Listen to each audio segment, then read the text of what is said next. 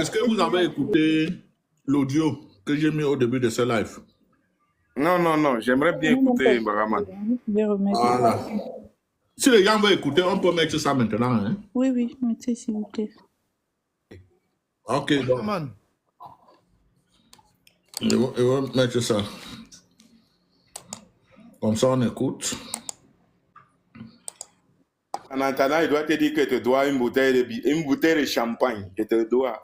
Nous avons réussi à retrouver les traces de Ramon Kota. Enlevé au Gabon, nous ne savions pas là où il se trouvait et je vous avais révélé qu'il était au sous-sol du CED. Grâce à des moyens et aussi à des personnes qui veulent que la liberté et surtout justice soit faite, nous avons réussi à obtenir cette petite conversation le temps qu'il avait un peu de liberté. Bonjour, Monsieur Ramon Kota. Bon, les gars, je veux d'abord vous rappeler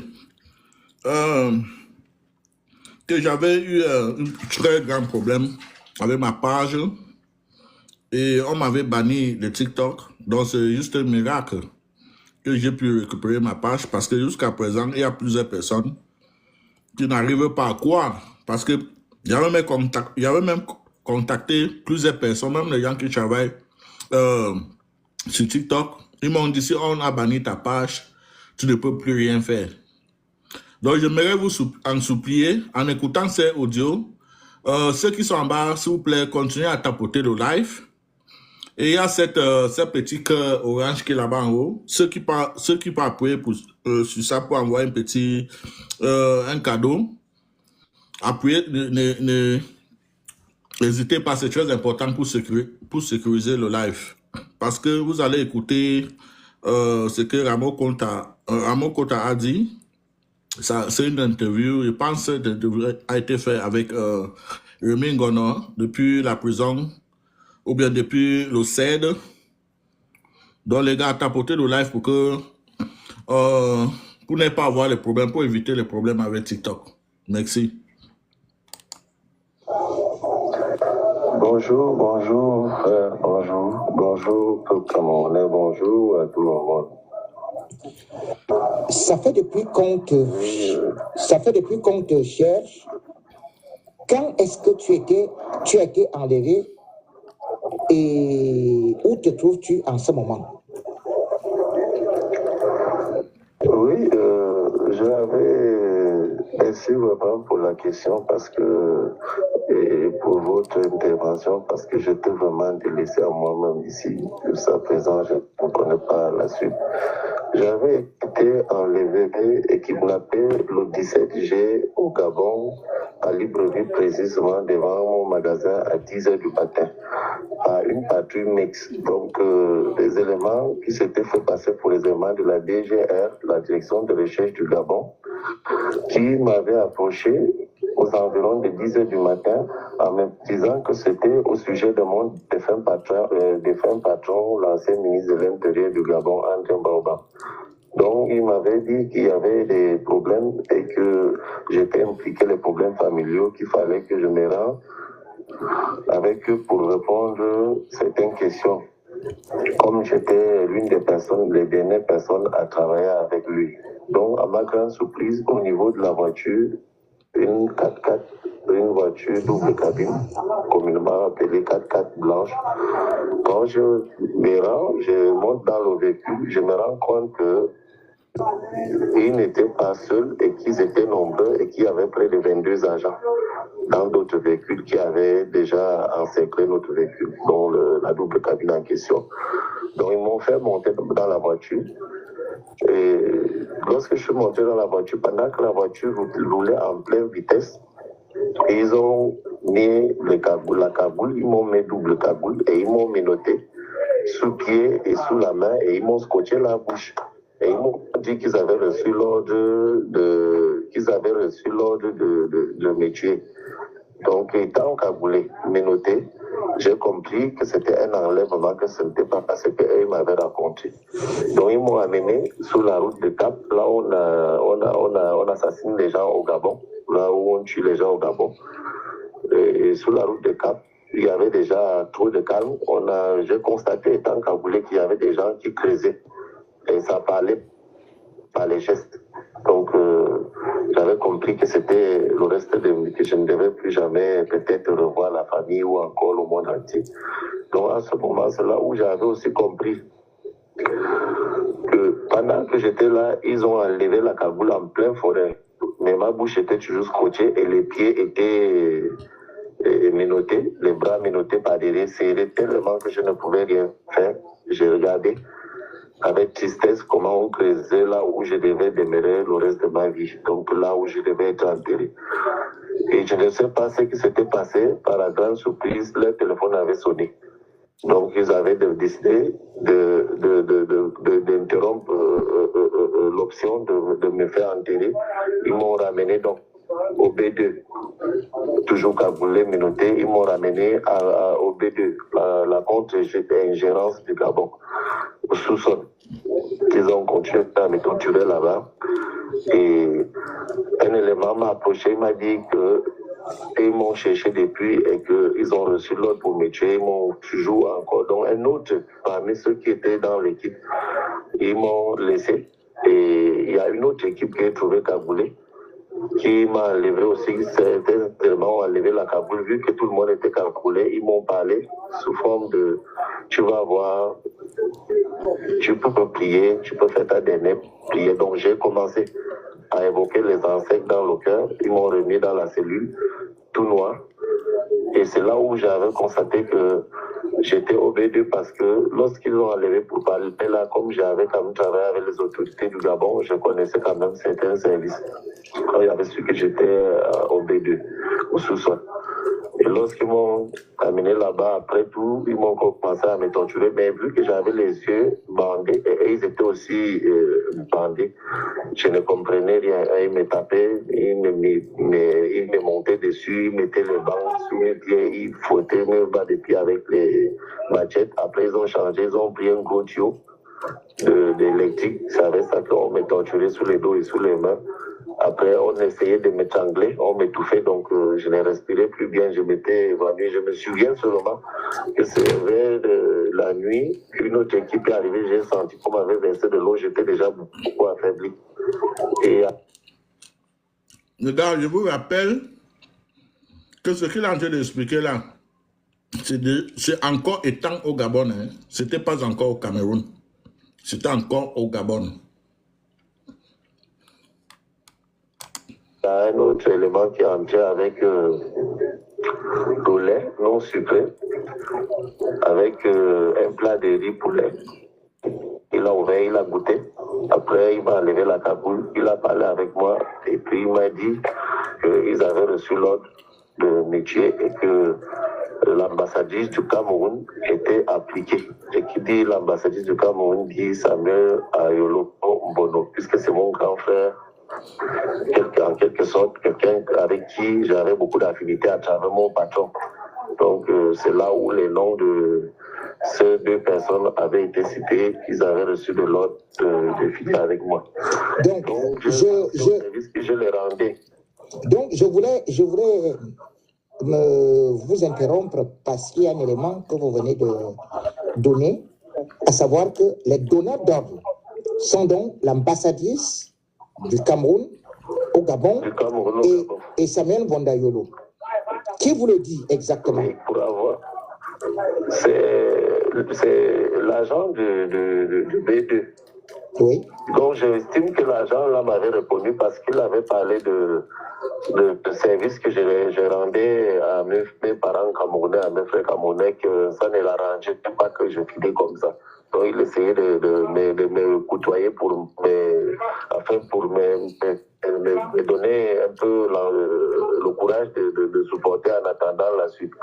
Donc c'est là où il m'avait dit que tu as dénoncé les mangeoires. Donc ce qui veut dire, comme j'avais dénoncé l'augmentation de pièces de documents administrative camerounaise, donc ce qui veut dire la carte consulaire qui s'est levée de 3 000 à 15 000 francs et j'avais dénoncé le laissez-passer qui s'est levé de 25 000 à 75 000 francs et j'avais aussi dénoncé le passeport qui s'est levé de 110 000 à 175 000 francs et aussi la déclaration de nouveau-né qui était déjà à 20 000 francs. Donc j'avais tout dénoncé et j'expliquais ce qui rentrait dans les poches, dans les caisses de l'État et ce qui rentrait dans les poches. Donc je pense que c'est ça, c'est par rapport à leur intérêt égoïste qu'ils avaient décidé de les liquider. Sinon, en réalité, je n'avais jamais, à part dénoncer un certain nombre de choses dans notre pays, je n'avais jamais tenu un langage pour déstabiliser à notre pays en tout cas. Alors, du B2, quelle est la suite de l'affaire? Parce qu'il semble que on vous a aussi amené au niveau de la présidence de la République. Je ne sais pas si le B2 c'est au niveau de la présidence de la République, mais certaines informations me font croire que vous étiez quelque part là-bas au niveau de la présidence de la République du Gabon. Oui, effectivement, j'avais été enlevé toujours le deuxième jour, la nuit du deuxième jour. J'avais été enlevé du B2 parce qu'ils avaient constaté que la plupart des agents du B2 me connaissaient et que certains avaient déjà eu à discuter avec moi. Ce qui freinait à ce qu'ils m'achèvent, c'était un peu ça parce qu'ils avaient constaté que certaines équipes avaient travaillé et on a échangé des équipes. Donc, et que j'avais déjà été remarqué par certains qui me connaissaient et qui avaient un peu pitié de moi. C'est là où ils m'ont enlevé la nuit du troisième jour pour m'amener qui me connaissaient et qui avaient un peu pitié de moi. C'est là où ils m'ont enlevé la nuit du troisième jour pour m'amener au sous-sol à la présidence de la République. Moi-même qui avais fréquenté les autorités, je n'avais jamais su qu'il y avait une cellule telle que celle que j'avais vue le jour qu'on m'avait amené là-bas la nuit, le troisième jour de ma nuit de détention, de mon kidnapping. Donc, on m'avait enlevé la cagoule. J'avais vu 4 tombes déjà fermées et une tombe nouvellement creusée. Donc, je pense que c'est là-bas qu'on devait me filer comme on m'avait déjà raté. On m'avait déjà raté sur la route de Cap. Donc, c'est là-bas que la mission devait se terminer. Mais des agents qui étaient là parmi, il avait travaillé avec beaucoup des agents gabonais, donc la plupart plaidaient pour moi et beaucoup avaient voulu demander à ce qu'il y ait une suite favorable de ma part, surtout le commandant de l'opération. C'est là où il m'avait dit qu'il devait tout faire pour que je sois vivant, qu'ils vont annuler toute l'opération, qui sait ce qu'il y a eu de fait. Il a fait ça, il a sauvé une personne qui va encore tenter pour moi. Et ça a duré vers les 2 heures du matin. Ils sont arrivés un seau de citron. Bon, moi, militairement parlant, j'avais compris ce que ça signifiait. Un seau de citron avec de l'eau à l'intérieur. Ils m'ont versé sur tout le corps, sous les blessures et sous mon corps. Comme j'avais déjà fait 3 jours, c'est 4e jour au petit matin que je m'étais là-bas lavé. Pour éliminer les odeurs que j'avais sous moi, ils ont versé le seau de citron là sous moi. Ils m'ont remis les capoules, ils m'ont menotté au pied. Et c'est là où ils ont commencé à rouler longtemps. Mais lui m'avait déjà signalé qu'il ne t'inquiète, nous on te remet à tes bourreaux au Cameroun. On va te remettre à tes patrons là-bas au Cameroun, ceux qui vont décider de toi. On ne veut pas laisser ton sang ici. Tu as été au service de nos patrons et nous avons vu que tu as toujours été loyal, tu as travaillé avec nous sans faille. Et j'ai essayé de négocier longtemps pour ça.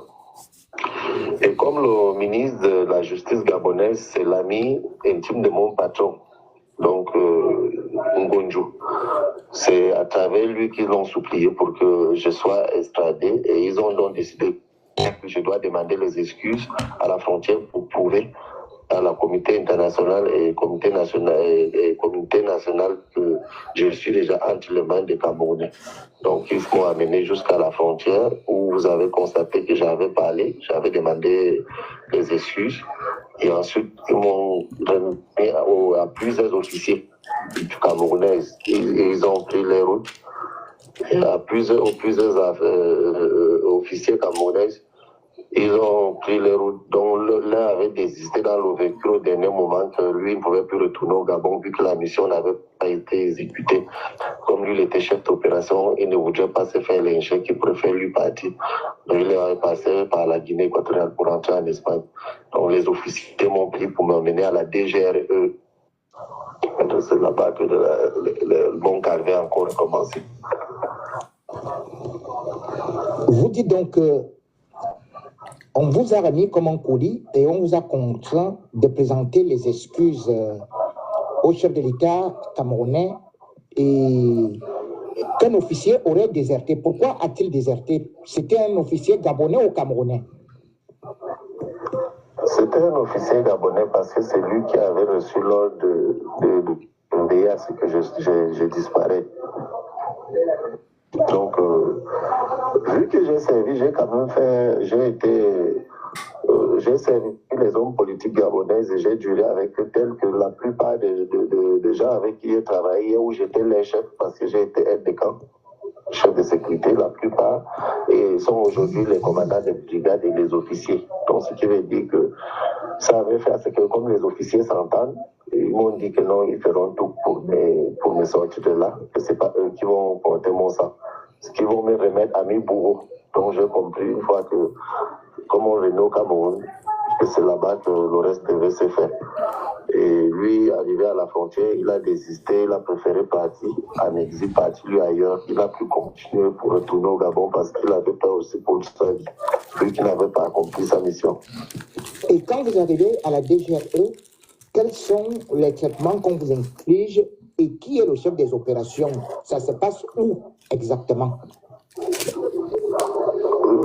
Vu que j'étais cagoulé, je ne peux pas connaître exactement où ça s'est passé, mais j'ai su que j'étais à la DGRE le jour qu'on m'avait demandé les pièces, j'avais demandé, puisqu'on m'appelait le colis, donc tout ce que le colis avait, il faudrait qu'on vérifie réellement si je suis camerounais. Ils ont d'abord commencé par me poser des questions concernant le Cameroun, j'ai répondu tout. Ils ont confirmé que j'étais camerounais et j'ai montré ma carte de séjour, donc mon titre de séjour au Gabon, qui était en cours de validité, qui doit peut-être s'inspirer en fin 2025. Je les ai montrés tout. Donc, c'est ce qui était d'abord une preuve pour eux, pour se rassurer qu'ils avaient affaire à un Camerounais.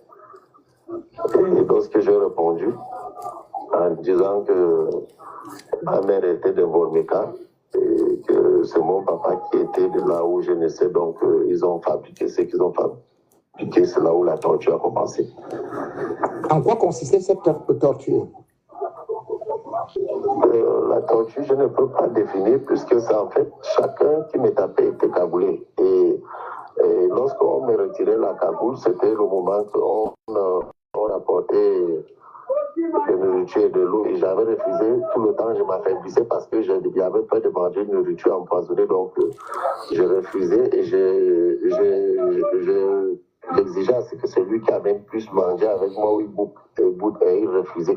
Donc moi aussi, j'ai refusé. Je prenais comme ça, et regarde, après je reste, je leur remets l'assiette. C'est ce qui m'avait beaucoup affaibli. Et justement, moi, je vous découvre au moment où vous êtes là au CED. Vous êtes arrivé au CED comment et quand? Je ne me souviens de rien à partir de là, puisque j'étais cagoulé, sauf que le seul moment que j'ai su, c'est le jour qu'on m'avait encore remis par terre, on m'a piétiné, après on m'a amené dans une nouvelle cellule au GESO. Je dormais au GESO seul, on a demandé à ce que personne ne doit venir me chercher et que je dois dormir seul dans ma cellule, donc j'ai dormi là-bas, au sol, sur le ciment, dans le noir. Et on est venu me retirer le matin pour m'amener, me faire signer les papiers. Donc, ils m'ont frappé, j'avais les yeux bandés, ils m'ont fait signer les papiers et puis ils m'ont pris pour le CED. Donc, j'avais un peu duré chez eux aussi. Mais comme j'étais sous l'effet de torture, ma mémoire était presque initialisée à dire que je ne me souvenais de rien parce qu'il a fallu un peu de temps pour que je commence à me souvenir de certaines choses. Jusqu'à présent, il y a des choses que je ne me souviens pas toujours bien, vu la torture que j'avais reçue. Et ensuite, on m'a amené au CED. Donc, au CED, c'est comme ça toujours que c'était presque les mêmes. Je subissais la même chose. Jusqu'à quand les gens de Human Rights sont venus, les stress, à partir de là où tout avait été permis que mes avocats puissent me voir, puisque les avocats m'ont cherché partout, ont refusé de donner signe de vie. Donc, c'est là où j'ai appris que ma famille m'avait donné 4 avocats et 2 avocats se sont pointés après le jour qu'Amnesty International était venu. Human Rights. C'est depuis le jour-là qu'ils ont permis maintenant qu'on amène la nourriture de l'amnistie.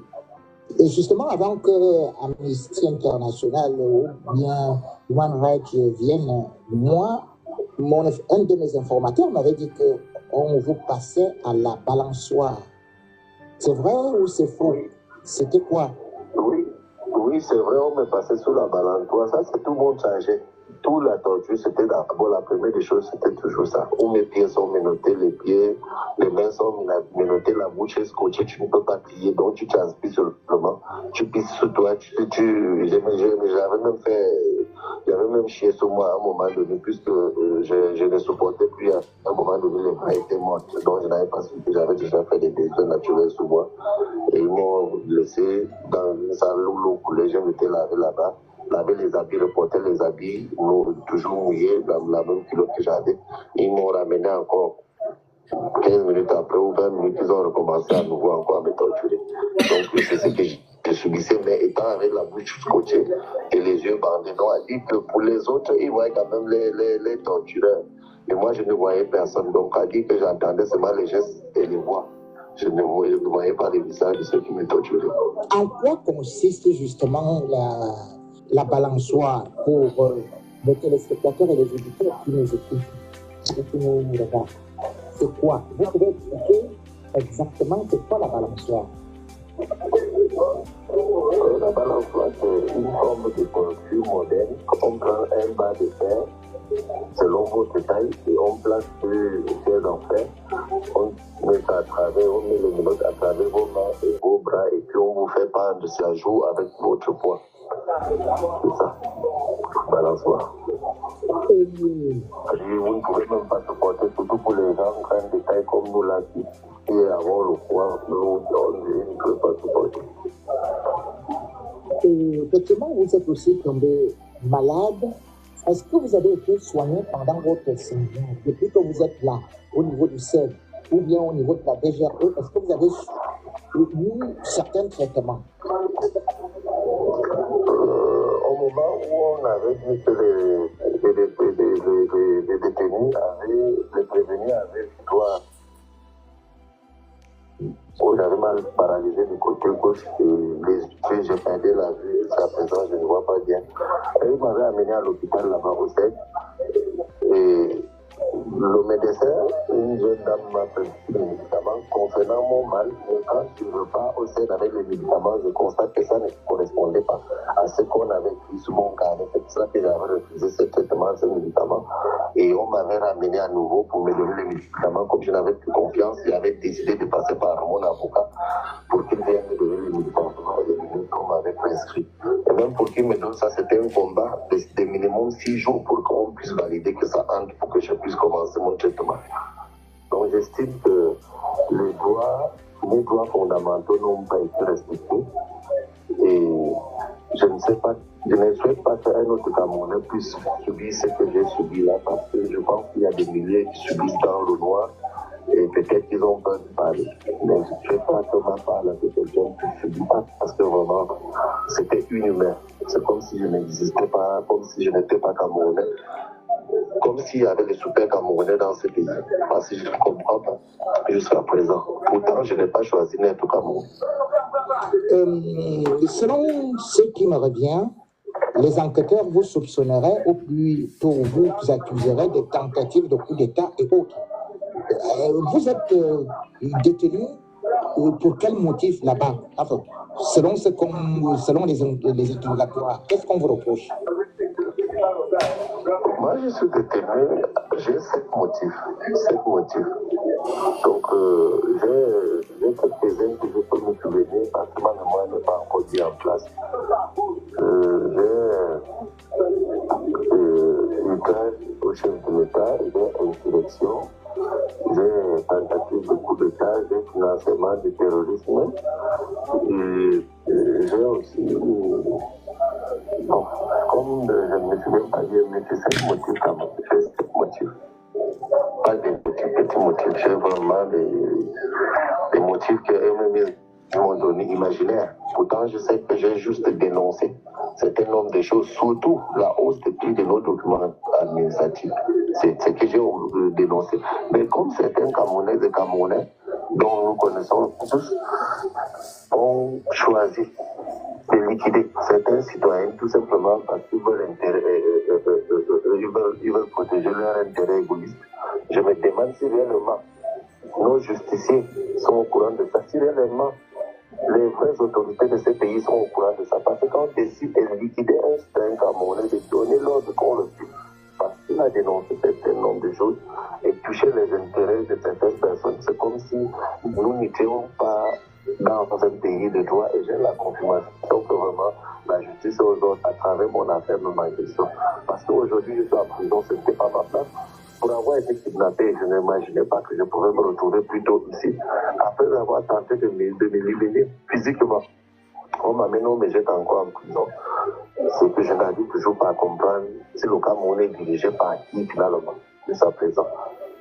En attendant que peut-être vous alliez donc en prison, parce que là déjà vous avez fait plusieurs prisons, au Gabon, vous êtes également là au CED après avoir été à la DGRE. Est-ce que vous avez déjà reçu la visite d'un avocat pour vous assister? Est-ce que vous avez déjà été présenté au commissaire du gouvernement? Oui, ça fait déjà la troisième fois que j'ai été présenté au tribunal militaire au TM. Mais jusqu'alors, première fois, on a changé de juge, deuxième fois, on a changé de juge, troisième fois, le juge m'a renvoyé. Donc, je suis toujours encore au secrétariat d'État et j'attends qu'ils puissent décider où ils vont m'envoyer parce qu'ils ne comprennent pas. Si le secrétariat d'État est devenu aussi une nouvelle prison, parce que je constate même qu'il y a certains membres du gouvernement qui sont enfermés avec moi ici. Parce que quand j'ai passé par là où ils sont, j'estime que c'est comme s'ils ont l'intention de me faire travailler ma prison ici au secrétariat d'État. Monsieur Ramon Kotea, depuis que vous êtes là au Cameroun, et particulièrement entre le CED et la DGRE, est-ce que vous avez des nouvelles de votre famille au Gabon? Non, parce que vu déjà que depuis mon kidnapping, je ne connais pas si les enfants vont bien ou pas, si mes enfants se retrouvent ou pas. C'est 4 enfants, 2 filles, 2 garçons. Je ne connais pas les situations, je ne connais pas où se trouve mon épouse, donc je ne comprends pas. Même là, je n'ai pas droit au téléphone. Quand je tente d'appeler, on me dit le téléphone n'appelle pas à l'extérieur et qu'ils ne peuvent pas me donner ce privilège-là, que mon propre téléphone me m'interdit.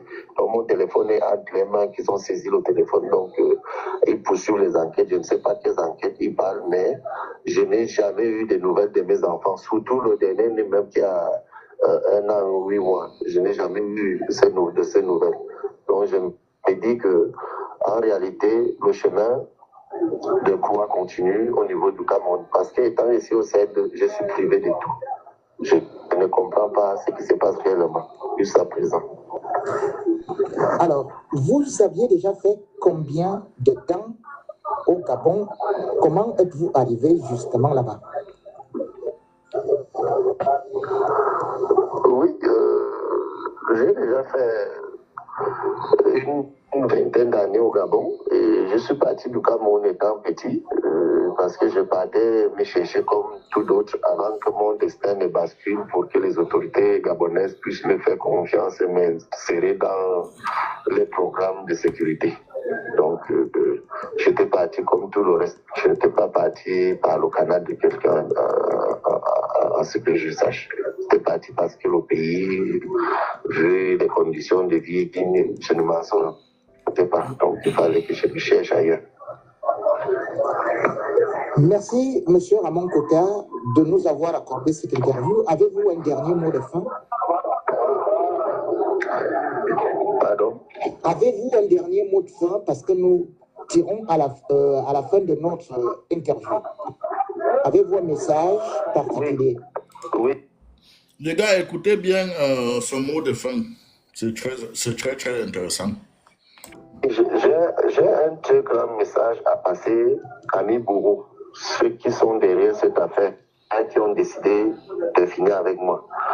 Que quand le temps passe et que certains hommes ne comprennent pas le cycle de la vie, ils finissent souvent mal.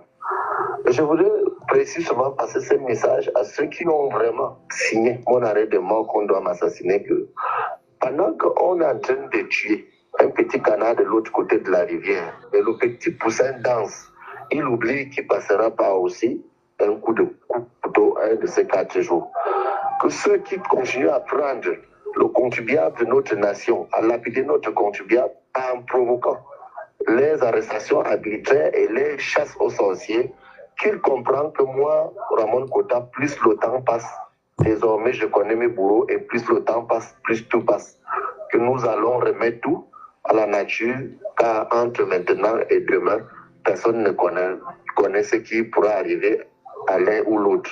Et que moi, j'ai déjà compris ma position. Je vous remercie.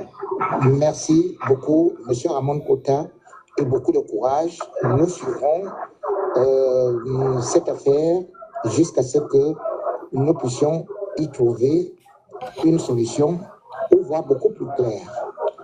Beaucoup de chance, beaucoup de courage. Au revoir. Merci aussi à vous. Je vous remercie vraiment. Donc, ceux qui voulaient écouter l'audio, vous avez écouté. Maintenant, chacun peut faire sa part d'analyse là-dessus. Qu'est-ce que vous avez écouté et qu'est-ce que vous pensez? Qui veut prendre la parole? All of you are still speechless. Ouais, c'est tellement choquant. Ça secoue, hein. Tu sais que ça secoue, donc que quelqu'un prenne la parole là. Tu sais, c'est un peu comme la vidéo de Longue Longue. Quand c'est sorti là, les gens ont compris, ont dit que mais donc le gars avait dit vrai depuis. On se moquait de lui, oh, je vais voir mes enfants, on ne comprenait pas ce qu'il avait vécu. Bon, je pense que les gens sont mais ceux qui veulent prendre la parole là, hein, pardon, prenez la parole, on avait déjà suivi, on a commenté. Franchement, avec beaucoup de courage que je prends la parole après avoir écouté attentivement. Ça fait aussi longtemps que je n'avais pas prêté attention à un audio ou à une vidéo. Tellement les choses qui se passent dans ce pays me rongent. Ça faisait tellement longtemps, je ne prenais plus certaines choses au sérieux, tellement j'étais découragé. Mais cet audio, je n'arrive pas à contrôler mes émotions. Je n'arrive pas. Et c'est comme ça que les Camerounais meurent tous les jours. C'est comme ça que les Camerounais meurent tous les jours. Ramon Kota vient de vivre un nightmare, c'est-à-dire un kidnapping, c'est-à-dire c'est de la mafia au sein d'un gouvernement politique, de la mafia. Mais c'est ça qu'on appelle la mafia, c'est ça qu'on regarde dans les films de Hollywood. Et là, c'est en réalité, tout le monde a écouté l'audio. Personne ne va... Ça, c'est exactement ce qui se passe au Qatar. Mais oui, mais ça, c'est de la mafia. Mais quand Ramon Kota t'explique, raconte l'histoire, il te dit qu'on l'a cagoulé. Ils étaient au moins, ou c'est plus de, je ne sais pas, plus de 50 ou je ne sais pas quoi. Mais ils étaient nombreux pour un seul homme. C'est-à-dire qu'il ne fallait pas qu'il les échappe. Il est dangereux. Pourquoi? Parce qu'il dit la vérité. Parce qu'il raconte ce qu'il a vécu, ce que les Camerounais vivent tous les jours. Franchement, ceux qui reviennent encore nous faire des longs discours ici, essayant de nous expliquer que non, c'est pas le gouvernement, la jeunesse doit prendre aussi ses responsabilités. Mais s'il vous plaît, c'est parce que la jeunesse n'était pas au courant de cette mafia, que le gouvernement, en fait, c'est de la mafia. Donc moi, je vais chuter là. Franchement, je ne vais pas laisser les émotions m'emporter, mais je vais laisser la parole aux autres. Sur la scientifique, pour regarder. Les gars, ceux qui n'ont pas la parole, coupez vos micros. Madame, vraiment, l'audio que tu as fait. Non, on va juste vous faire descendre. Ceux qui montent avec les micros ouverts, on va seulement vous faire descendre parce que ce que nous avons écouté, ça ne fait pas plaisir. Désormais, tous ceux qui nous combattent contre ce système, vous êtes des colis. Donc, ce que vous avez écouté là, ça peut arriver à nous tous. Nous, mais par on a contre, pleuré pour longueur. Vous allez prendre la parole. Mais par contre, vous pouvez faire du n'importe quoi sur la toile, étant au Cameroun, n'importe où, en stigmatisant les autres communautés, insulter les Bamileke, appeler au génocide. Vous pouvez tout faire, il n'y a pas de problème. Là, ils n'ont pas de problème avec, parce que d'ailleurs, c'est ce qu'ils sont. Mais n'allez pas contre les intérêts. Donc, le pays, c'est leur intérêt. Ce n'est pas l'intérêt de 30 millions de Camerounais, mais plutôt les intérêts. Il Donc, le pays, n'y a pas la différence entre Pablo Escobar, entre le groupe de Pablo Escobar. Et Pablo Escobar même, il n'était pas politicien et il aidait son peuple. C'est de la mafia tout court. C'est des criminels. Nous allons passer la parole à Takam. Baraman, ce qu'on a écouté là, ça glace le sang. Ça fait mal. C'est-à-dire qu'on a pleuré pour longueur. Mais à côté de ce que à côté de ce que Ramon Kota a subi pour longueur, même si on voit encore que c'était que le voir le bébé, que c'est rien. C'est-à-dire que c'est un peu plus, c'est pas que c'est rien, que ce n'est pas mauvais. Mais c'est pour Steve comme ça, c'est sérieux. C'est-à-dire que quelle est la plus grosse torture qu'on puisse te faire que de t'amener auprès de ta tombe? Tu es vivant, on t'amène auprès de ta tombe. Donc on te dit qu'on va te tuer, on va t'enterrer là. Et ce qui fait encore mal, c'est que ce n'est même pas pour l'intérêt du pays tout entier qu'on l'a arrêté. On l'a arrêté parce qu'il s'est attaqué aux intérêts d'un individu. Ça veut dire quoi? La carte de résidence, la carte consulaire, la déclaration de naissance et tout ça là. Et donc il s'est attaqué à ces papiers qui se font à l'ambassade et que les prix étaient multipliés. Le laisser passer tout ça là. Les prix étaient multipliés, s'est attaqué à ça. Du coup, l'ambassadrice, selon ses propos, l'ambassadrice a décidé, a signé son arrêt de mort. Ça fait mal. Ça fait mal. Donc, un individu a transformé son problème en problème d'État. Donc, au lieu qu'on l'empêche d'abuser du pauvre Camerounais, mieux vaut qu'on tue Steve Akam et qu'on le laisse profiter pour abuser des citoyens camerounais. Vraiment, ça fait mal. Je ne sais même pas. Après, ils vont venir parler de Maurice Kamto. Honnêtement, non. Honnêtement, j'ai rencontré plusieurs grandes personnes de ce gouvernement. J'ai rencontré des gens qui ont un raisonnement logique dans ce gouvernement. Est-ce que ces personnes-là sont au courant de ce qui se passe? Est-ce qu'ils sont au courant? Est-ce que nos dirigeants même savent que ça se passe? Est-ce que Jean de Dieu Momo sait que ça s'est passé? Parle d'un complot du gouvernement, mais attendez, s'il vous plaît, c'est un complot du gouvernement. Mais je dis, comment tout un gouvernement ne peut pas être mauvais? Je dis, tout un gouvernement ne peut pas être mauvais. Moi, j'ai dit que certains ministres devraient se lever, dire que non, ça suffit. Parler, par exemple, comme Atemeng s'est levé pour dire que son enfant ne doit pas fréquenter dans un lycée poubelle. Donc, même si c'est à la fin du... Mais Jean de Dieu m'a dit que critiquer le gouvernement, que je suis fou. Je dois rester encore 7 ans là-bas. Donc, il avait déjà dit comme ça. Moi, je veux dire que ce genre de témoignages, non, franchement, mes frères, cherchons à ce que ces personnes-là, ces personnes qui peuvent se monter sur un plateau télé, parler du RDPC, qui puissent rentrer en possession de ce genre de témoignages. Cherchons à ce qu'au moins un ministre soit au courant de ce témoignage. Au moins un. C'est-à-dire que même s'il ne fait rien, qu'on soit sûr qu'il a entendu. Faisons à ce qu'ils entendent au moins ça. Un père d'enfant qui a dit que le consulat ne doit plus augmenter le prix sur les déclarations de naissance. Le consulat ne doit plus augmenter les prix sur les cartes consulaires et consorts. L'argent qui va, ça ne va pas dans les caisses de l'État. L'argent qu'on augmente là va dans la poche des individus. Pour cela, on a décidé, on a signé son arrêt de mort. Relayons ce message-là. Il faut qu'on relaie cette interview de Steve Akam. Il faut qu'on relaie, si bien qu'au moins un ministre l'entende. Le directeur à la sécurité nationale, Bagagele, qui est sorti l'autre jour pour dénoncer les routes là. Dites-lui que celui qu'on lui a fait ce truc-là, parlait aussi de ces routes-là comme lui. Disons qu'on a fait ça. Disons ils ne sont pas au courant. Non, mais le directeur Baragele ne peut pas sortir pour dénoncer les routes et permettre que quelqu'un qui dénonce les mêmes routes que lui subisse directement. Attends, il est passé à la DGSE, donc chez Baragele avant d'aller au CED. Mon ami, il est passé, il est au courant. Mon ami, il est passé d'abord à la DGSE. Maintenant, on est foutu. Dans ce temps-là, on est foutu. On est foutu. C'est tellement révoltant que je ne sais plus quoi dire. Pardon, une autre personne prend la parole. C'est tellement révoltant. Je ne sais plus quoi dire. Il dit Takam, c'est pas grand. Tu penses vraiment que Baragele avait vraiment dénoncé les états de route? Tu sais, Baraman, je dis ça à l'attention de tout le monde. C'est-à-dire que regardons un peu les choses qui viennent en face. Ne lui prêtons pas les intentions. Même si on pense au fond de nous que peut-être c'est parce qu'il il dénonçait les routes parce que c'est Nganou Loumessi qui est à la charge. Parce qu'il n'a pas il n'a pas dénoncé l'État. Il n'a dénoncé que le ministre en charge des routes. Il a défendu le président. Il n'a que dénoncé le ministre en charge des routes. Mais restons dans ce cadre-là. Considérons qu'il a dénoncé. Ne cherchons pas à savoir les intentions derrière. Considérons qu'il a dénoncé. Donc, le père, Papa Baragele, si tu nous écoutes, le fait d'avoir dénoncé les routes-là, retenez que Steve Akam faisait la même chose que toi. Retenons qu'il faisait la même chose. Takam, grand frère, Takam, attends.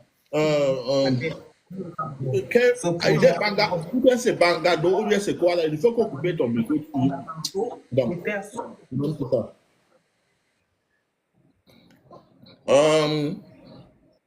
Qu'est-ce qu'il disait même?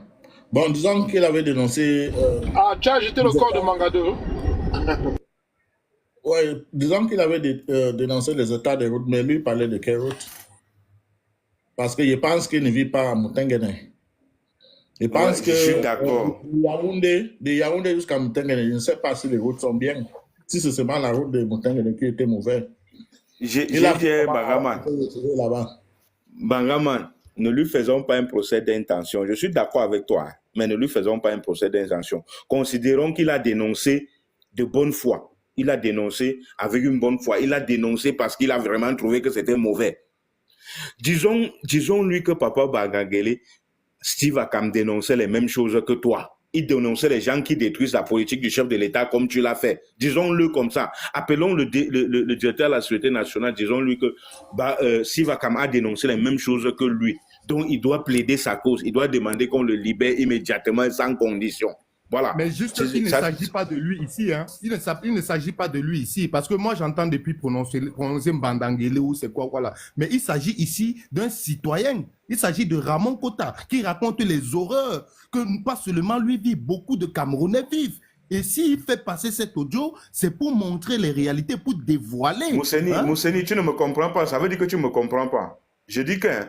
je dis, le vieux Baragele a dénoncé les routes.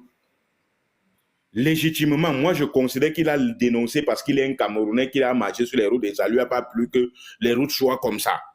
Moi je dis que bon, le vieux, comme tu as dénoncé là, il y a ton fils en prison qu'on l'a arrêté parce qu'il a dénoncé aussi comme toi. Est-ce que tu comprends maintenant ma logique, Mousseni? Voilà. Qu'il demande qu'on le libère et sans condition. Voilà, ça c'est mon intervention. Barado, vous pouvez demander, envoyer votre demande. Parce que vous avez écrit quelque chose là, apparemment, vous avez des bonnes nouvelles, ou bien vous connaissez plus que nous. Vous pouvez envoyer votre demande. Qui est tout le temps chez Mode United qui déverse son venin. Hein. Vous savez, moi je et tous les jours, hier encore. Bangaman, ne le prends pas. Harold, quel que soit ce qu'il fait chez Mode United, laissez-le monter s'il parle. Non, on a s'il vient, on va le faire écouter d'abord ses paroles. Je vais mettre l'audio, il va écouter. On va pendant 10 minutes. Faites-le monter et vous lui mettez, vous faites d'abord il vient, ce qu'il a dit, s'il vous plaît. on écoute ça, il écoute sa voix, il écoute ce qu'il dit. Voilà, et il nous dit ce qu'il pense. Viens, on va te mettre face à tes audios et tu vas nous dire ce que tu penses. De ce que tu passes la journée à faire avec ton complice Mode United. Afronet, et votre bande là. Afronet aussi, là, il va là-bas, ouais, il fait les mêmes trucs. Viens, on va te faire écouter. On va te faire écouter et puis toi-même tu vas analyser tes propres propos. Tu vas nous dire ce que tu en penses, quoi.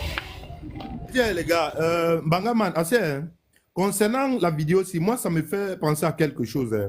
On dit que le gars a déserté. Vous savez que c'est les gars qui ont des stratégies. Ils postent parce que c'est un groupe de mafia, il faut qu'ils s'assurent que leur intérêt est protégé. Mais ils pensent que nous sommes faciles. Les gars, on a tellement vécu ça qu'on a vécu d'autres choses. Et le Camerounais, tout ce qu'il veut, c'est la paix. Mais vous avez écouté les derniers mots de Ramon Kota. Voilà, moi je garde le silence, tout le monde a écouté. D'accord, champion, Bangaman, vous savez, tout ce que nous sommes en train de raconter ici là. On connaît tout ça, nous sommes tous Camerounais. On sait la torture que ce régime fait depuis 40 ans. Donc ne parlons pas comme si nous sommes surpris, comme si c'est aujourd'hui que la torture a commencé. Tout ça, c'est pour nous distraire. Si Bagando a envoyé sa demande, vous pouvez me faire descendre Barama, je vais remonter après. S'il a envoyé Bagando sa lui-même demande, qui faites-moi vient descendre, là, vous le payez. c'est un bon pion. Moi, Il je est peux payé par descendre. Je suis sûr qu'il est On payé. peut réagir sur la vidéo. La stratégie va être comment faire partir ce régime en 2025. C'est tout ça. C'est-à-dire que le reste qu'on raconte là. Non, non, Rolling Stone, please, wait. Ouais. Vous parlez de stratégie, mais ça, c'est l'un des stratégies. Il faut déjà démontrer aux gens pourquoi ils doivent faire partie de ce régime. Je suis sûr que nous tous ici, nous, on connaît tout ça. Non, non, nous tous, On nous connaît, connaissons. on connaît la torture là, ce régime le fait. Baraman, il faut retenir que c'est comme ça, c'est à vous qu'on est en train de faire ça. Il faut retenir que ce qu'on fait à Ramon Kota là, c'est pour vous qu'on fait ça. On fait ça pour vous dire que faites attention. Est-ce que tu me comprends? C'est pour vous menacer, c'est pour vous demander de vous taire. Ils font ça pour Justement. Depuis 42 ans, qu'est-ce qui a changé? Il faut parler de ça. Il faut démontrer. À chaque fois, il faut rappeler pourquoi nous sommes en train de se battre contre ce système. Ce n'est pas de dire que comme depuis, c'est ce qu'ils font avec les Camerounais, on veut passer, il faut employer les stratégies. Mais il y a encore quelques genre de stratégies qu'il faut employer. C'est-à-dire qu'il faut voter tout sauf bien en 2025. Mais pour